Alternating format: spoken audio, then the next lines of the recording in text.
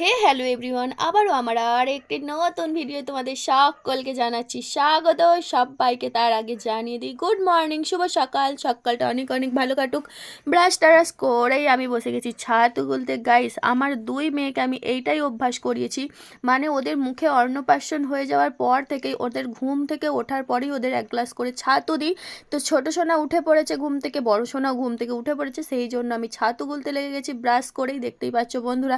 আর ছাতুটা গোলার পর গাইস, মেয়েগুলোকে ডেকেই যাচ্ছি, ওর ঠাম্মির বাড়িতে গেছে, তো আসার আর নামই করে না। তো সেই সুযোগে আমারও আর ভালো লাগছে না সকালবেলা ডাকাডাকি করতে, আমি গ্যাসটা মুছে নিলাম, যখন আসবি তখন খাওয়াবো। তো আসার পরে এই যে দুই মেয়েকেই ছাতুগুলো দিয়ে দিয়েছি, বড়টাকে দিয়ে দিয়েছি, সে খেয়ে নিয়েছে, ছোটোটাকে নিয়ে বসে বসে খাওয়াচ্ছি, দেখতেই পাচ্ছ। তারপরে আমি এই যে বসে গেছি ঘষাঘষি করতে, মানে হচ্ছে যে আদা ছিলতে।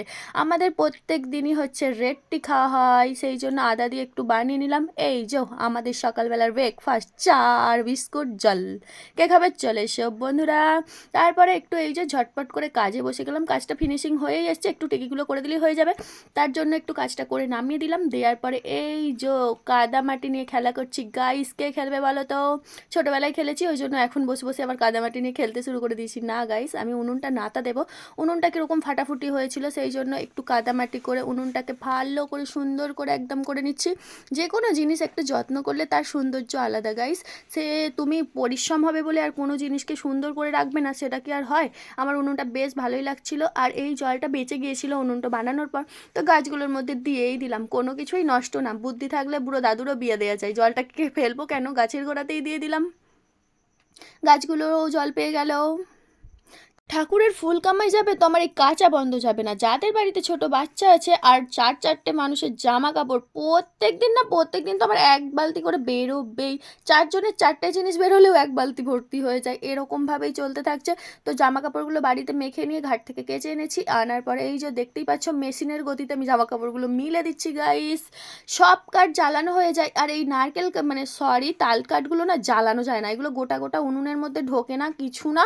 আর মানে গোটা ঢোকাতে গেলে চেপে চুপে আমার উনুন ভেঙে চলে যায়, তো সেই জন্য ভাবলাম এই কাঠগুলোকে আজকে আমি শেষ করেই ছাড়বো, সেই জন্যই কাটতে বসে গেছি। দেখতেই পাচ্ছ বন্ধুরা, মোটামুটি কেটে ফাল করে ছোট করে নিচ্ছি, মানে না হলে উনুনটা আমার ভেঙে যায়।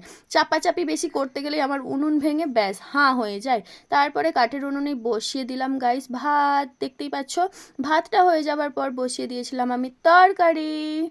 এই যে তেল দিয়ে দিচ্ছি কড়ার মধ্যে, তরকারিটা বসিয়ে দিয়েছিলাম। আর এই তরকারিটা হতে মানে করতে করতে বসিয়ে দিয়ে আমি গিয়েছিলাম স্নান করতে, ঠিক আছে। স্নানটা করে চলে এলাম, স্নানটা করে এসে আর একটু পাতা দিয়ে দিচ্ছিলাম কুচিয়ে, ঠিক আছে। পাতাটা দেওয়া হয়েছিল নি, তরকারিটা চিকেন হচ্ছিল, তো তোমাদের সঙ্গে ভালো করে কেউ ক্যামেরা ধরার লোক ছিল না, আর হুড়োহুড়ি করছিলাম বলে তোমাদের দেখানো হয়নি। চিকেন হচ্ছিল, চিকেনটা সেদ্ধ বসিয়ে দিয়ে আর আমি এসে একটু পাতা ছড়িয়ে দিলাম। এবার এই যে দোতলার ছাদ থেকে নিয়ে যেতে হবে আমাকে একতলায়। কে খাবে? চলে এসো। আর এতক্ষণ আমার সাথে থাকার জন্য অসংখ্য ধন্যবাদ সকলকে।